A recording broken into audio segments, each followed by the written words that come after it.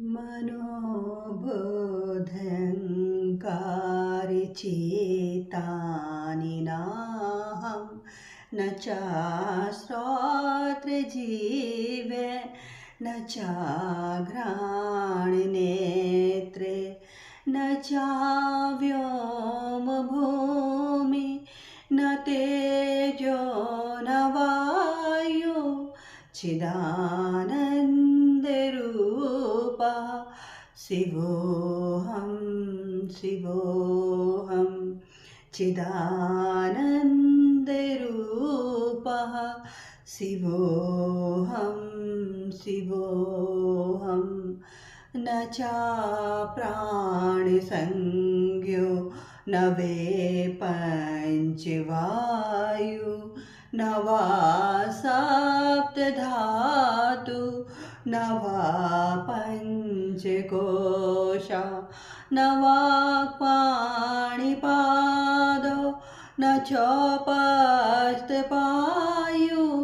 चिदानन्दरूपः शिवोऽहं शिवोऽहं चिदानन्दरूपः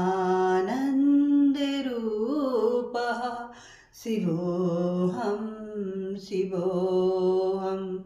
न मे द्वेषरागो न मे लोभमोहो मदो नैव मेने मात्सर्यभावा न धर्मो न चार्थो न कामो न मोक्षः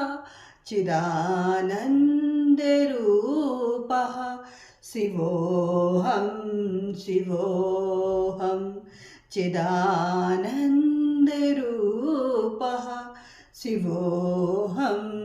शिवोऽहं न पुण्यं न पापं न सौख्यं न दुःखं न मन्त्रो न तीर्थ न वेदो न यज्ञ अहं भोजनं न भोज्यं न भोक्ता चिदानन्दरूपः शिवोऽहं शिवोऽहं चिदानन्दरूपः शिवोऽहं शिवोऽहं न मृत्युः न संख्या